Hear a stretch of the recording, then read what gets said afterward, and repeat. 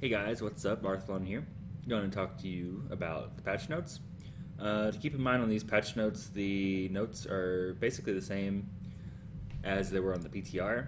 The only change that I found or I've heard talked about is where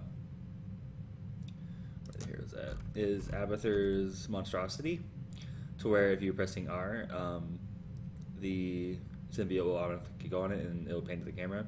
Apparently that was in game on the PTR, but it wasn't on the patch notes. So if you already read all the PTR notes or you've listened to those, probably don't need to watch this because everything's the same. But that being said, let's get down to it. We'll go ahead and skip the design and gameplay because that's where the juice starts. With AI now selecting preset talent builds. So now hopefully when you disconnect from a game for a little bit and your bot hits level 4 or 7, whatever, hopefully they don't pick crappy talents. I don't know what predetermined means. I don't think that means you can make your own. If that does mean you can make your own, that's really good change. If they have their own predetermined, then I guess we'll see what builds they have, and hopefully they don't suck.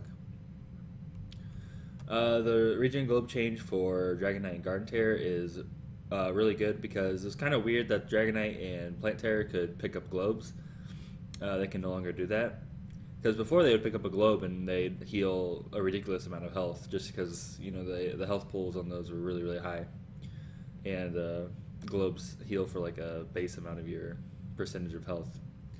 So that's really good. And then if you're a hero with Region Master or Seeds of Marksman or something like that, you can actually get stacks while in the Garden Terror Dragon Knight.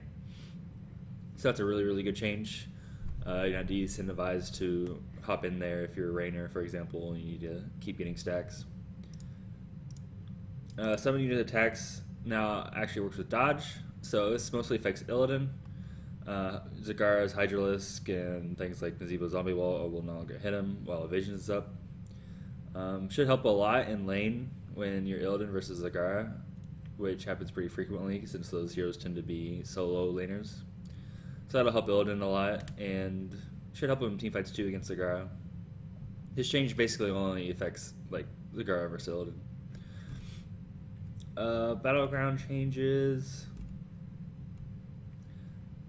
They buffed the Immortal late game, that's good. Battlefields tend to be really long games, so that should help speed it up a little bit. Overgrowth now disables enemy core. This is pretty crazy. I don't really like the reason they gave for it. It was oh, people are using the Garden Terrors defensively, so we're going to make it disable the core. It's that doesn't really correlate, but this should be pretty crazy and make the Garden Terror a really good threat to the core, which it wasn't really before. You get a Garden Terror and pretty much just take down all 3 keeps because it dies pretty quick to the core and it doesn't do that much, so that should help. Infernal Shrines, Punishers are nerfed a little bit. That's good. I think they deserved a little bit of a nerf. They were punching people. John Cena was punching people a little too hard. They're really squishy now, early game though, so they should be really easy to take down. And then for Skeletal Defenders, it's 10 more to get the Punisher, which I think helps a little bit. I really haven't played that much of that map, so I can't really say how much this affects, but it'll take a lot longer to get Punishers, and Punishers overall are a lot less influential on the map. Sky Temple, 3 temples will no longer happen anymore. I really like this change because 3 temples was very rarely a strategical move, required a lot of thinking and planning and strategy. It was more like when 3 temples spawned, it was oh shit, everyone, go anywhere, we need to get a shrines, quick, go! And it's it's just crazy how much chaos happens when there's 3 temples. So I think not having 3 spawn anymore is a pretty good change. That way, it's just not a giant clusterfuck whenever that happens. On to heroes, which is the changes I like the most. Ruthless Onslaught, 15% current health to 10% max. I like that. Max health damage is a lot easier to balance. Current health kind of feels bad if you ever E into someone with low health. I don't think very many people take this talent anyway, though, but I think it's an overall buff to the talent. Zeratul, very slight base damage nerf. Wormhole reduced from 3 to 2. Casting range for Void Prison reduced by 50%. I think this is a pretty good nerf. I think it's nothing overboard. You know, a lot of people would have Zeratul just gutted and never be playable again, but I think this leaves him in a very playable state. I think he's still very, very good, but I think the skill ceiling for him is even higher now, and I think it's just a lot of players, you know, they're not good at Zeratul, so they don't pick him, and I think he's, you know, kind of following the meta a bit. For a lot of regions, you know, people just don't ban him or they just leave him up, and the other team doesn't pick him. And there's tons of teams out there that just don't know how to play Zeratul. They don't have a Zeratul player, and I think this change is just going to exemplify that and make that even more of a thing, because it's going to be a lot harder to play Zeratul now. So you're not gonna see him very much, I think, next patch. But it's not because he's weak. It's just because people aren't good at him. This makes him harder to play. So. You know, we'll see. I think he's still very, very good, but like I said, players they need to master him still. Abathur, the Locust will no longer spawn instantly as his game spawns. Is a really good quality of life. Not that big of a deal, but you know, it would always go mid, and you can choose where to dig now to put your first Locust. So that's a very good change. Then evolved monstrosities doesn't really matter. It's just a quality of life thing.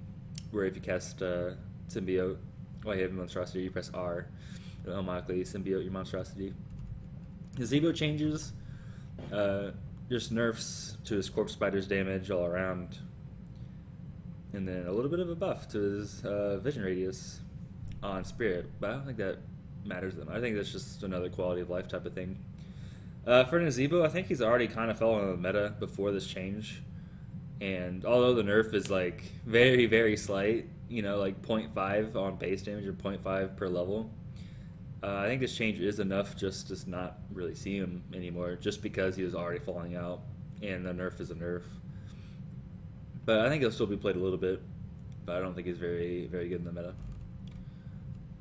Tassadar, TLDR for this is they buffed his shield overall, and they reduced Archon damage by a lot. So he's a lot better at supporting now. His shield is on 5-second cooldown, 5-second duration, so you'll get to shield people a lot more often and be more dynamic with your shields.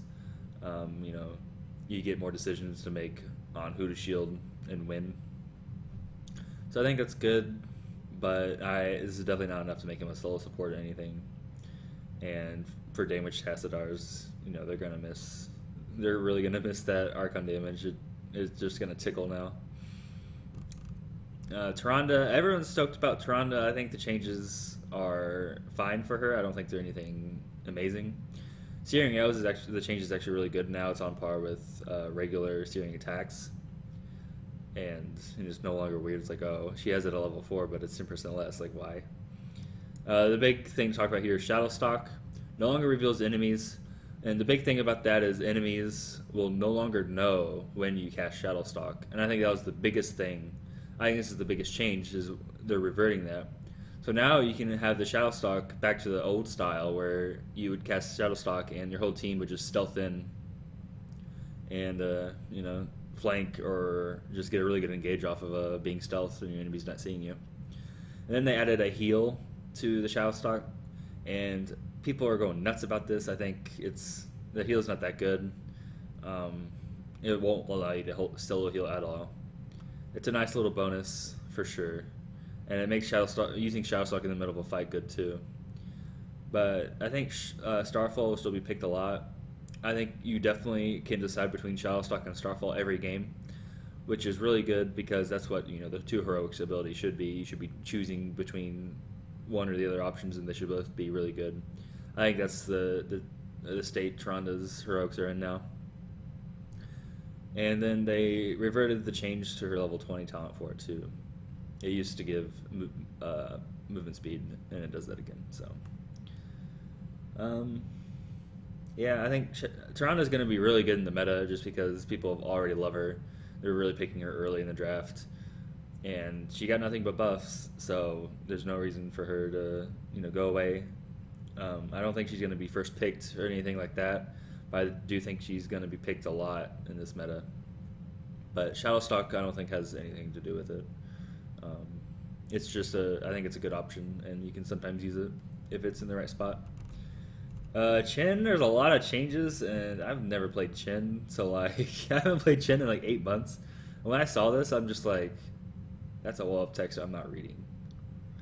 But I've talked to other people about it, and it seems like he's gonna be better, but I don't think he's gonna be picked very much. But we'll see.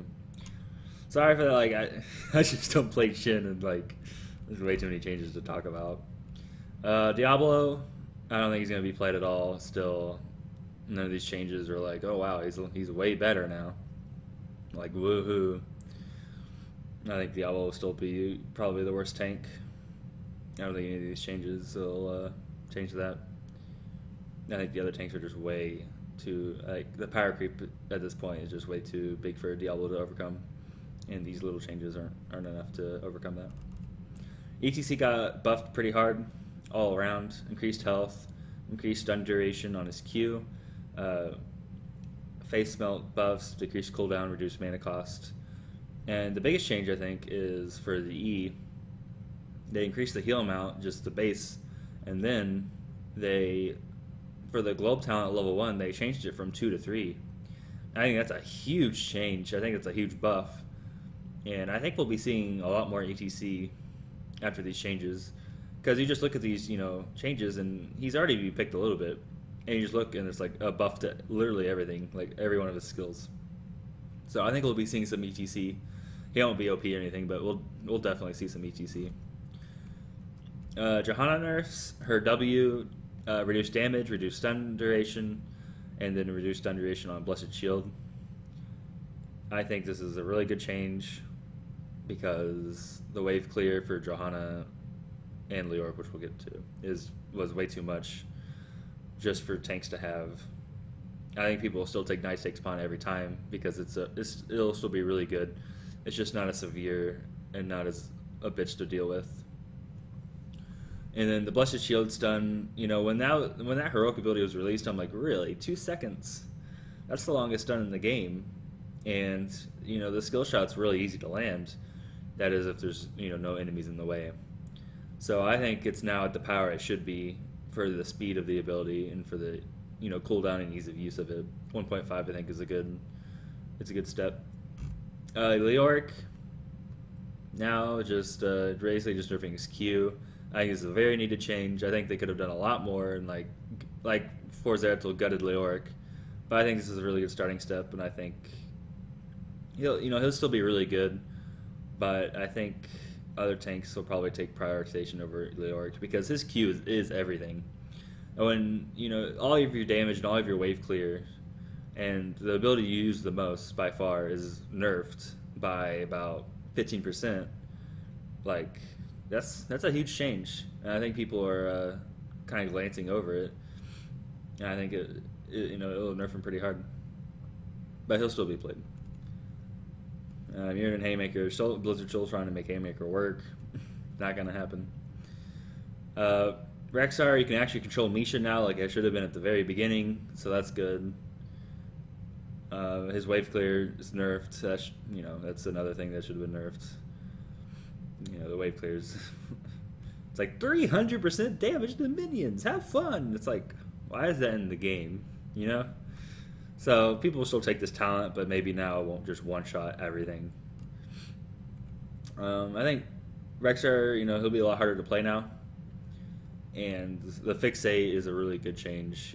That should have been there at the very beginning. But yeah, I think we'll be seeing more Rexar, but I don't think he'll be, OP or anything. Stitch's changes are really good and exciting. I think Stitch's will be making a comeback with these. He has increased base health. He has two new level 1 talents. They replace block with dampen magic, so instead of enemy attacks, it's for abilities now.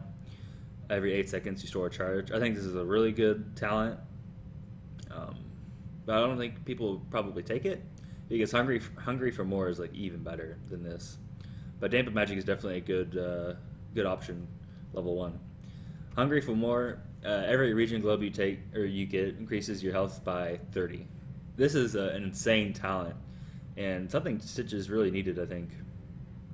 And this goes back to Alpha, where heroes had Path of the Blank talent to level 1. Or Path of the Blank talents for people who didn't play Alpha. They were every level you get X. So there was Path of the Assassin that increases your damage by 2 per level. You had Path of the Wizard, which increases your mana regen per level. And then you had Path of the Warrior, which, if I remember correctly, it's 35 health per level. Don't quote me on that, but I think it was 35. So this talent kind of takes place of that, and it's, you know, the same as he's a marksman or Conjurer's Pursuit or Region Master. And this talent is really good because 30 health per globe is pretty crazy. You'll find yourself having, you know, at least 600 health by level 12 or 20, but probably way more than that. And in combination with his E, which is a, you know, percent of health heal, I think this is a very, very good change with Stitches and will make him pretty good. Helping Hand, the troll talent. Maybe you have more incentive to take it. I hope you don't. Don't take this talent, please. Don't hook me. Stop hooking me. Okay. Slam, reduce cooldown, or I mean, reduced mana cost. Devour, reduced mana cost and cooldown. That's pretty good. From Devour going from 30 to 20 is actually a pretty big deal, because that's 33% downtime. But in this case, it was 24 to 20. That's still a really huge change, and that'll help him a lot, especially since, you know, you have a lot more max health, so you'll be getting a lot more healing out. Gorge, increased duration, no longer reduced movement speed, and increased damage on the level 20 talent now. So Gorge is pretty good. Bile, you know, there's two options. If you're looking for a complete pick comp, Gorge is obviously the way to go. If you're looking for good team fights, then Bile is the way to go. I don't think this will really change people going one or the other. So, but we'll see. There's a lot of bug fixes. Can't really go over that. I did not talk about Lieutenant Morales, so just in case, I will talk about her really quick. I'm sure all of you have played her on PTR, or, you know, at least seen her abilities. So I'm not going to go over her abilities, but I will say that I think she's really, really good. And I think she'll be picked a lot. You know, we'll see. Medevac is like completely insane. It's a 50-second global ultimate or heroic ability that can have all 5 people somewhere on the map at the same time. It's completely bonkers. Healing Beam's a really good healing ability. Makes up for the fact that she doesn't have a healing heroic. And I can't wait to have her on my team and start playing around with her. I think she's going to be a really good addition to the meta. I honestly think she'll be better than probably Malf, Rhaegar, and Monk. I don't think she'll top Uther, though. Uther's still the god. So yeah, that's about it for the patch. Obviously you have things like skins and blah, blah, blah, blah, blah, blah, but we won't go over that. So thanks for watching, guys. I hope you have a lot I'm really excited for this patch. You know, there's not that many changes, but I think the game will be a lot better to play, a lot more fun. So yeah, thanks for watching, and I'll see you guys later.